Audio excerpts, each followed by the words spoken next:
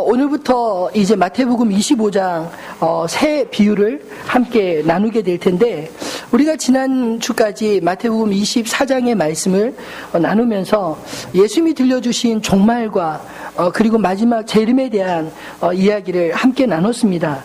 근데 오늘 이 마태복음 25장으로 넘어가면서 이 세 가지 비유 중에 특별히 오늘 열처녀 비유와 그리고 달란트 비유 그리고 양과 염소의 비유는 사실 예수님이 마태복음 24장에서 미리 말씀해 주신 종말과 주님의 재림을 어떻게 준비해야 하는가, 이 준비에 초점을 맞추어서 예수님이 들려주신 것을 발견하게 됩니다. 그래서 오늘 본문의 오늘 설교의 제목을 천국의 사람들 1 이렇게 잡았습니다. 그 말은 다음 주에는 2, 그 다음 주는 3이라는 사실을 눈치채시겠죠? 예, 앞으로 3주 동안 우리가 천국에 합당한 사람들의 모습, 예수님께서 어떤 삶으로 살아가기를 원하시는지 함께 이 말씀들을 통해 나누고 싶습니다. 오늘은 그 첫 번째로 천국에 합당한 지혜를 함께 나누고 싶습니다. 예수님은 유대의 결혼식 풍속을 비유로 재림을 우리가 어떻게 준비해야 되는지를 보여주십니다. 유대에서는 우리의 날과 개념이 좀 다릅니다. 우리는 새벽부터 하루를 시작하지만 유대인들은 저녁부터 하루가 시작하는 시간 계획을, 시간 개념을 가지고 있습니다. 그래서 보통 결혼식을 아침에 하는 것이 아니라 저녁에 많이 하는 것입니다. 당시 이스라엘 사람들은 결혼을 할 때 결혼식 하루 전날 신랑이 잔치를 배설하고 친구들을 불러서 잔치를 시작을 합니다. 그리고 다음날 결혼식 날이 되면 신랑은 자기 친구들과 함께 열을 지어서 신부 집으로 행진해 갑니다. 그러면 신부 집에서는 신부의 아버지가 신부의 친구들을 초청해서 초청받은 신부의 친구들이 신부와 함께 신랑을 맞이할 들러리로 서는 것입니다. 사실 이 본문을 잘못 해석하면 이 나라는 결혼을 1:10로 하나 보다 이렇게 생각할 수 있는데, 그게 아니라 이 10명의 처녀들은 신랑을 신부와 함께 맞이하기 위해서 초대받은 특별한 손님들, 즉 들러리와 같다라는 것이죠. 저도 가끔 결혼 주례를 하다 보면 어떤 그 결혼은 친구들, 신랑이 입장할 때 신랑 친구들도 같이 입장을 해서 옆으로 쫙 서고요. 신부가 입장할 때 신부 친구들도 예쁘게 옷을 입고 옆에 같이 서서 결혼식을 할 때가 가끔 있는데, 마치 그런 것처럼 들러리로 함께 준비하는 것이죠. 근데 오늘 이 본문에서 10명의 친구들이 함께 신랑을 신부와 함께 기다렸지만, 그중 5 처녀들은 그 혼인잔치에 초대는 되었지만 정작 중요한 시간에 늦어서 잔치에 참여하지 못하는 그런 안타까운 이야기를 하고 있습니다. 오늘 본문은 잔치집의 문이 굳게 닫혀버리고 잔치에 함께 참여하지 못한 5 처녀의 비극적인 이야기가 사실은 소개되어 있는 것입니다. 근데 이 이야기가 왜 중요할까요? 예수님께서 왜 이 이야기를 하셨겠습니까? 왜냐하면 우리들 안에도 일어날 수 있는 교회와 성도의 미래에 대한 이야기이기 때문입니다. 사실 예수님이 들려주시는 비유의 말씀들이 불신자들과 믿는 사람들에게 대해서 하는 말씀이 아니라 교회에 속한 성도들을 향해서 주시는 말씀입니다. 오늘 본문 1절에도 보면 그때의 천국은 마치 등을 들고 신랑을 맞으러 나간 10 처녀와 같다. 천국은 10 처녀와 같다라고 이야기를 합니다. 저는 이 말씀 묵상하면서 여기서 말하는 천국은 이 땅에서 시작된 천국, 즉 교회를 가르친다는 그런 생각이 들었습니다. 즉 천국은 이 땅의 교회를 통해서 시작이 되고, 그리고 마지막 완성될 천국은 예수님의 재림과 함께 공중에서 혼인잔치가 이루어질, 천국잔치가 이루어질 때 비로소 완성될 것이다, 이렇게 말씀하고 있는 것입니다. 그렇다면 여기서 말한 이 10명의 들러리 친구들은 누구를 가르칠까요? 바로 오늘 교회된 저와 여러분을 가르치는 말씀이 아니겠습니까? 사실 교회 안에도 진실하게 예수를 믿는 사람도 있지만 반면 형식적인 그런 신앙생활로 만족하는 사람들도 의외로 참 많습니다. 근데 오늘 이 비유의 말씀은 우리가 마지막 때에 깨어서 어떻게 주님을 예비하도록 준비되어 있어야 하는가, 형식적인 신앙이 아니라 본질적인 신앙을 가져야 됨을 강조하는 말씀이 아니겠습니까? 오늘 이 말씀을 통해서 우리가 초대받은 천국 잔치에 참여하려면 어떻게 준비해야 할까요? 기회 있을 때마다 준비해야 될 줄 압니다. 오늘 본문에서 슬기로운 처녀 5처녀와 미련한 5처녀, 이렇게 10명의 처녀가 준비하였다고 합니다. 근데 이 슬기로움과 미련함의 차이가 무엇일까요? 오늘 본문에 보면 단지 기름을 미리 준비했느냐 준비하지 않았느냐, 그것이 차이의 전부라고 이야기하고 있습니다. 한밤중에 신랑이 오자 갑자기 기름을 준비하려 했던 이 미련한 5처녀는 기름을 구할 수가 없었다고 이야기하고 있습니다. 왜 미리 준비하는 것이 중요할까요?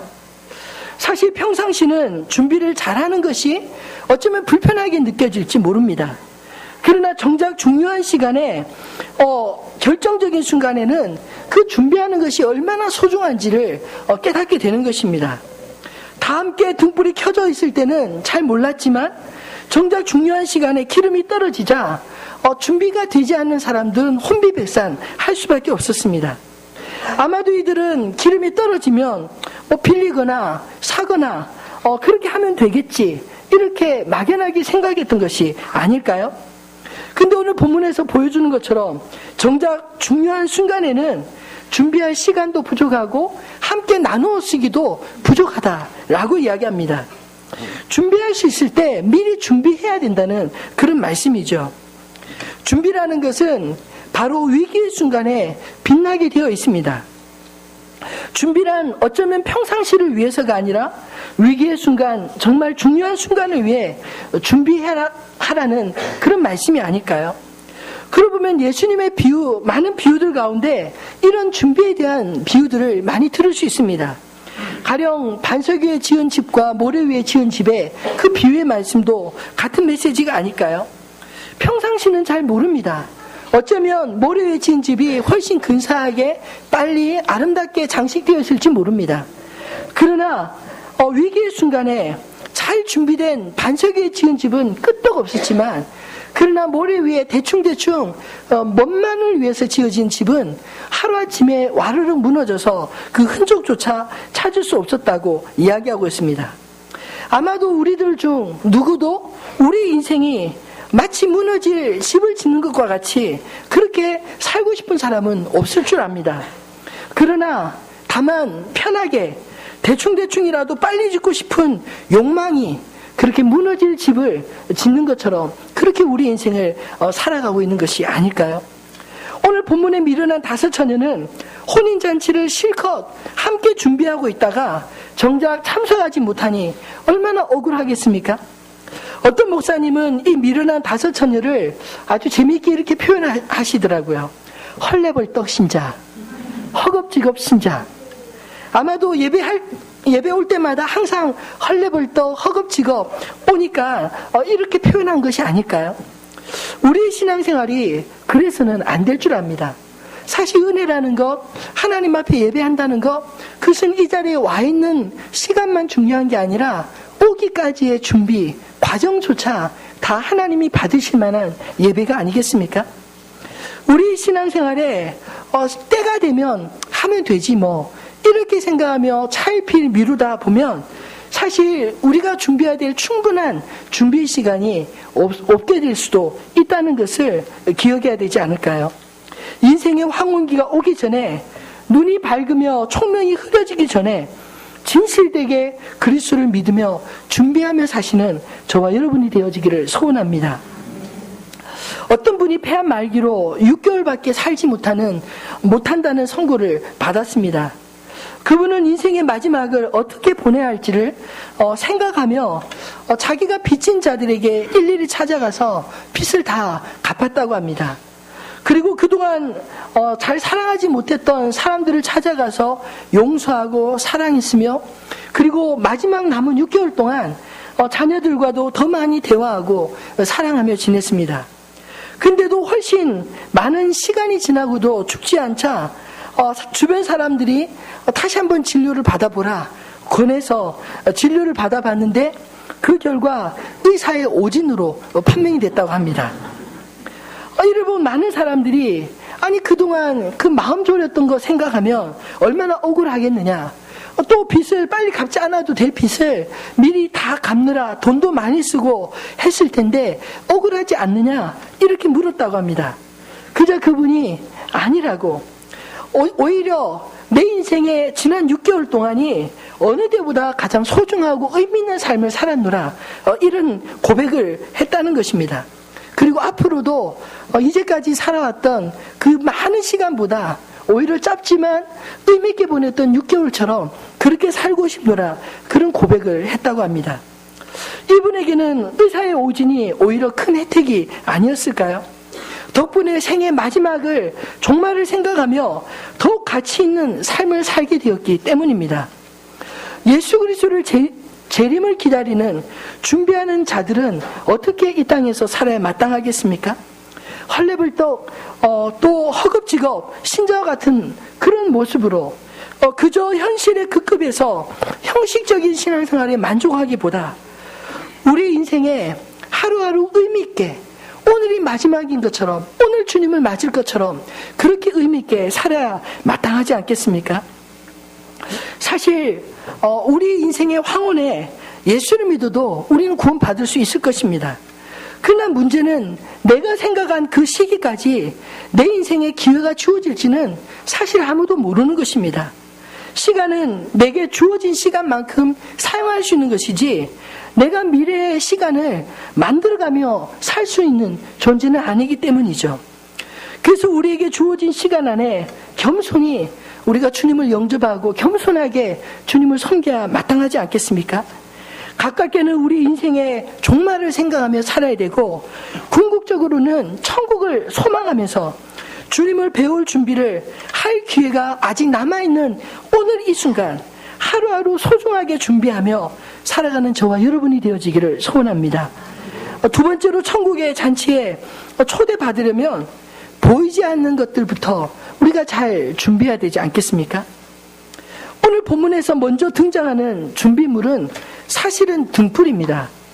그때 마치 등을 들고 신랑을 맞으러 나간 10처녀에 대한 이야기를 1절에서 하고 있고, 그리고 3절과 4절에도 미련한 자들이나 슬기로운 자들이나 똑같이 등을 들고 나갔다고 이야기하고 있기 때문입니다.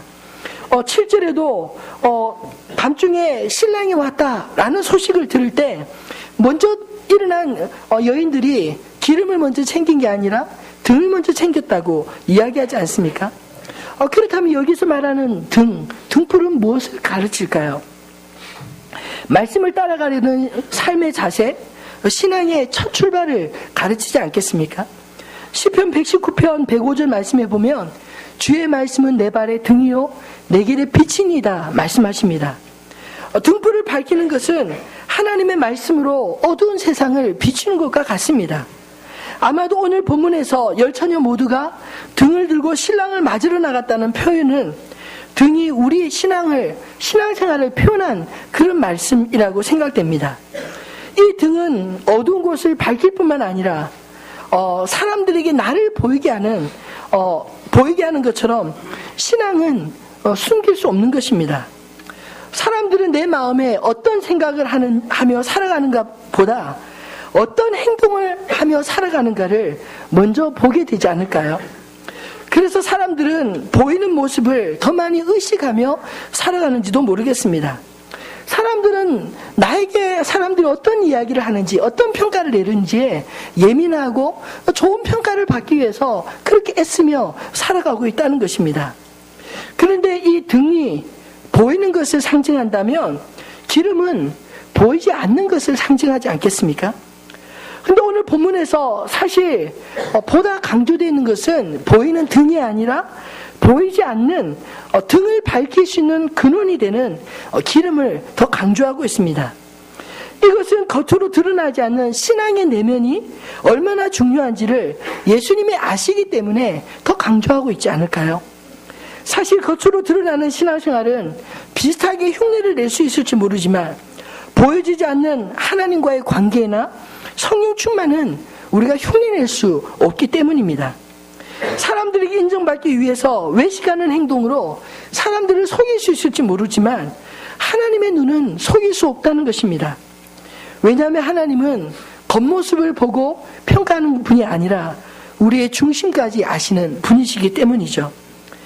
그러므로 사도 바울은 디모데후서 3장 5절에 믿음의 아들 디모데에게 고면하기를 경건의 모양은 있으나 경건의 능력은 부인하는 자니 이 같은 자들에게서 내가 돌아서라, 그렇게 말씀하고 있습니다. 교회 안에 경건의 모양은 잘 갖추었는데 경건의 능력은 부인하는 사람들이 사실 의외로 참 많습니다. 저는 하늘빛 우리에게 모든 성도님들이 형식보다 내용으로 알차게 주님을 섬기는 그런 믿음의 사람들이 많아지기를 소원합니다.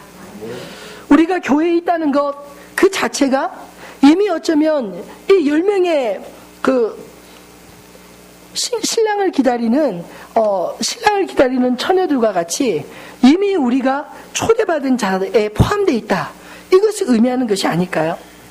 그렇지만 우리가 오늘 이 말씀을 주의 깊게 들을 때 우리가 10명의 초대받은 여인이 됐다는 것, 속했다는 것, 그 자체로 안심하고 좋아하기는 이르다는 것을 깨닫게 됩니다.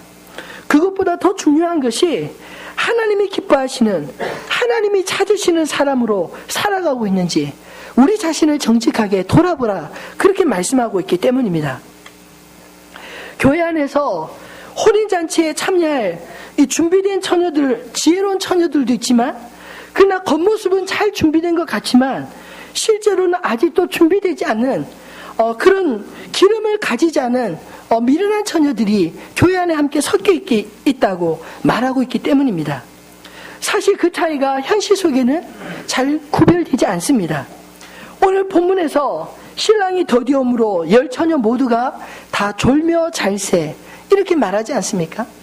기름을 가진 사람이나 기름을 갖지 않은 사람이나 똑같이 등을 가지고 있었고, 그리고 똑같이 신랑이 더디움으로 졸며 자고 있었다고 이야기합니다. 그런데 중요한 것은 그 뒤부터 있습니다. 신랑이 온다는 소식을 들을 때 기름을 가지고 있는 사람은 일어나자마자 꺼져가는 자기의 등불에 기름을 묻히기 시작합니다. 그런데 기름을 가지지 않은 사람은 꺼져가는 등불을 보면서 이를 어쩌나 발을 동동 굴릴 수밖에 없었다는 것입니다. 사실 믿음의 삶이라는 게 눈에 잘 평가하기가 쉽지 않습니다. 왜냐하면 중심의 문제이기 때문입니다. 겉으로 보이는 것으로 저 사람이 참 믿음이 좋다, 나쁘다, 이렇게 평가한다는 것, 그것은 우리의 영역이 아니라 저는 하나님의 영역이라고 믿습니다. 중요한 것은 우리 각자가 하나님 앞에서 우리 자신을 돌아보며 내가 기름이 잘 준비되어 있는지, 준비되어 있지 않는지 우리 자신을 돌아봐야 되지 않을까요? 사실 보이는 신앙은요, 기본입니다. 모두가 다 오늘 이 시간 하나님 앞에 예배자로 나와 있던 것 자체가 우리가 기본에는 충실하다는 의미가 아니겠습니까? 근데 중요한 것은 기본으로 만족해서는 안 된다는 것입니다. 그 기본 위에 충실하게 믿음의 기쁨, 성령의 기름으로 소망의 불이 꺼지지 않는 저와 여러분이 되어야 될 줄로 압니다. 세 번째로 천국의 잔치에 초대받으려면 어떻게 해야 될까요? 겸손하게 준비해야 합니다. 본문에서 말하는 등은 사실 원문을 보면 등잔이 아니라 등불을 가르치는 것입니다. 등불은 손뭉치에다가 장대에 묶어 만든 것으로 15분마다 이 올리브 기름을 공급해 줘야 그 불이 계속 활활 타오른다고 합니다. 더군다나 횃불은 신랑을 기다릴 때만 썼던 것이 아니라 신부의 집에 가는 동안과 그리고 결혼식 중에 있을 횃불 춤에도 이 들러리들의 이 횃불이 사용됐다고 합니다. 사실 이런 사실들을 종합해 보면 이 5처녀의 행동이 참 이해가 가지 않는 것입니다. 단지 15분 버티려고 그 등만 가지고 갔다니 여러분 이해가 되십니까? 여분의 기름을 준비하는 행위는 사실 특별한 것이 아니라 당연한 준비물이었던 것입니다. 그럼에도 불구하고 이들은 왜 기름을 준비하지 않았을까요? 앞에서도 잠깐 언급했듯이 어쩌면 이들은 빌리거나 사거나 아무튼 쉽게 공급받을 수 있을 거란 그런 막연한 생각으로 등만 가지고 갔던 것이 아니었겠습니까? 아마도 이들은 평소에도 임기응변이 강하고 위기에 대처하는 순발력이 좋았던 사람일지 모릅니다. 그러한 자신의 능력을 과신했던 것입니다. 한마디로 이들은 자신의 임기응변의 능력을 믿었던 교만한 사람들이었던 것입니다. 그러나 임기응변으로 세워진 신앙은요, 결코 오래가지 않고 그만큼 쉽게 무너지는 것임을 여러분 아실 줄 압니다. 똑같이 등불을 가졌지만 오래가지 않아 꺼질 등불이라는 말씀입니다. 그렇다면 기름은 무엇을 말할까요? 기름은 불을 태우는 원료이며 기계를 움직이는 원료로 사용되지 않습니까? 성경에서 말하는 기름은 성령님을 가르칠 때 자주 사용되곤 합니다. 이사야서 61장 1절에도 주 여호와의 영이 내게 내리셨으니 이는 여호와께서 내게 기름을 부으사 가난한 자에게 아름다운 소식을 전하게 하려 하심이라. 나를 보내사 마음이 상한 자를 고치며 포로된 자에게 자유를, 갇힌 자에게 노임을 선포하며. 성령님은 우리 인생을 하나님의 뜻과 하나님의 목적으로 이끌어 가시는 그런 신실한 분이십니다. 여러분, 아무리 비싸고 멋진 외제차라 할지라도 기름이 없으면 움직일 수 없는 고철에 불과한 것이 아닐까요? 마찬가지로 성령 없는 그리스도인의 삶도 이와 같을 것이라는 말씀입니다. 예전에 제가 한 10년 전에 고향에 가다가 기름이 없어서 차에 깜빡깜빡 신호가 들어오는 것을 보았습니다. 그런데 저희 고향이 전라도 여수거든요. 거기 이렇게 정유 공장이 참 많습니다. 그래서 그때 생각에 고속도로 휴게소는 좀 기름값이 비싸고 그 고향에 가면 아무데나 가도 거기보다 훨씬 쌀 거다, 이런 생각을 하고는 계속해서 깜빡깜빡 불은 들어오는데 조금만 더 이렇게 갔습니다. 근데 이제 어느 순간 가니까 퍼덕퍼덕 차가 하기 시작하더라고요. 에어컨 다 끄고 그냥 악셀레이터도 잘 받지 않고 그냥 스며 이렇게 가다가 간신히 요금소를 빠져나갔는데 빠져나가자마자 드디어 차가 서버렸습니다. 근데 다행히 한 500m 앞에 보니까 주유소가 있어서 얼른 차를 옆에 세우고 주유소를 뛰어나가서 그 기름통을 빌려서 기름을 사다 채우고 간신히 차를 움직여간 적이 있었습니다. 근데 그 후에 그 차를 바꿀 기회가 있어서 가스차로 바꿨는데요, 사정이 좀 바뀌었습니다. 사실 주유소는 어디든지 많이 볼 수 있지만 가스 충전소는 보기가 참 많이 없거든요. 이 동네에도 가스 충전소 찾아보기 힘들더라고요. 분당에도 별로 없고요. 그러니까 충전소가 보이기만 하면 무조건 가득이요 이렇게 채우게 됐습니다. 뿐만 아니라 겨울이 되면 가스차는 시동이 잘 걸리지 않기 때문에 나갈 일이 있으면 미리 나가서 시동도 걸어보고 더 철저히 준비를 해야 했습니다. 한마디로 가스차를 타니까 마음이 더 겸손해지더라고요. 여러분, 우리 힘으로 천국에 들어갈 수 없음을 깨닫고 날마다 겸손히 하나님의 은혜를 구하는 자가 바로 천국에 합당하지 않겠습니까? 항상 언젠가 기름이 떨어질 수도 있다라는 그 사실을 인지하고 깨닫는 사람은 떨어지지 않도록 관리하는 그런 지혜를 배우게 되는 것입니다. 그런데 우리 차는 괜찮아, 앞으로 100km는 끄떡 없어, 이렇게 그냥 호언장담하고 가다 보면 어느 순간에, 알지 못한 순간에 잘 가던 차가 그냥 도로에 멈췄을 수도 있는 것, 그것이 우리 인생이 아닐까요? 사랑하는 성도 여러분, 말씀을 맺겠습니다. 천국은 어떤 자들의 것일까요?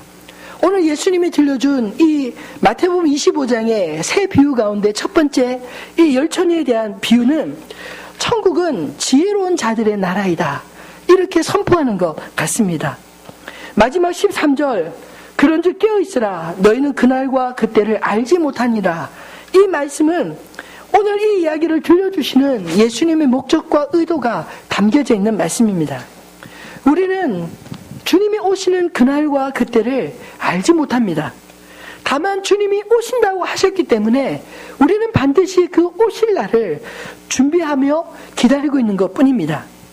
여기서 깨어있다는 말은 늘 다음을 준비하는 그런 준비성에 초점이 맞춰져 있는 것이 아닐까요? 지혜롭다, 미련하다, 그 차이가 단지 기름을 준비했냐 하지 않았느냐, 이것이 문제가 아니라 기름을 준비할 수 있는, 그 다음을 생각할 수 있는 사람과 오늘 지금 당장 주어진 현실만 바라보며 살아가는 그것과의 차이가 아니겠습니까? 지혜로운 여인은 늘 다음을 준비하고 미련한 여인은 다음이 없다는 것입니다. 지금 현재의 삶도 팍팍하고 힘든데 내일이 무슨 상관이 있냐, 이것이죠. 오늘도 즐겁고 내일도 즐거울 건데 그 다음 미래가 무슨 상관이 있느냐, 이런 태도로 살아간다는 것입니다. 우리 인생에 있어서 다음을 준비하는 것의 중요함은 아무리 강조해도 조금도 모자라지 않습니다. 결국 미련함과 지혜로움의 가장 중요한 차이는 다음이 있느냐 다음이 없느냐, 이 차이라고 말할 수 있기 때문입니다. 여러분, 믿음이 좋다는 것이 무엇을 의미할까요? 믿습니다, 말로 떼우는 것이 믿음이 아닙니다. 믿음이 진정으로 좋다는 말은 자기가 들은 하나님의 말씀, 그 말씀을 믿음으로 깨어서 준비하는 그 자세를 가르치는 것이 아닐까요? 믿음은 결국 예수님이 들려주신 말씀에 대한 분명한 우리의 태도와 행동에 달려있기 때문입니다. 예수님께서 종말에 대해서 말씀하시고 재림에 대해서 말씀하셨다면 우리는 그 말씀에 대해서 대비하는 자세로 분명하게 가야 할 것입니다. 오늘 이 열처녀 비유를 들어서 주님이 설명하는 것은 예수님의 말씀을 듣고 준비하는 자와 듣고도 준비되어 있지 않는 그 자의 특징을 말씀하고 있는 것이 아니겠습니까? 여러분, 믿음은 구체적인 행동을 요구합니다. 결국 믿는 자는 그렇게 믿는 대로 살게 되어 있기 때문입니다. 그리고 믿지 못하는 자 역시 그렇게 믿지 않는 대로 별로 중요하다고 생각하지 않고 본인이 중요한 대로 중요하다 생각하는 것을 쫓아 살아갈 것이기 때문입니다. 결국 우리 일상의 삶 속에서 우리의 믿음은 숨길 수 없다는 것입니다. 천국은 어떤 자들의 것이라고요? 지혜롭게 준비하는 자들의 것입니다. 저와 여러분에게 주어진 오늘 이 순간이 사실 우리가 천국을 준비하고 오늘 이 순간이 우리의 종말을 기다리는, 또 주님이 재림을 기다리는 바로 우리에게 준비된 시간이 아니겠습니까? 저와 여러분이 지혜롭게 주님의 나라와 천국 잔치를 함께 준비하는 그런 지혜로운 믿음의 사람들이 되시기를 주님의 이름으로 축원합니다. 오늘 주신 이 말씀을 기억하면서 우리들의 찬양 333장 함께 찬양하도록 하겠습니다.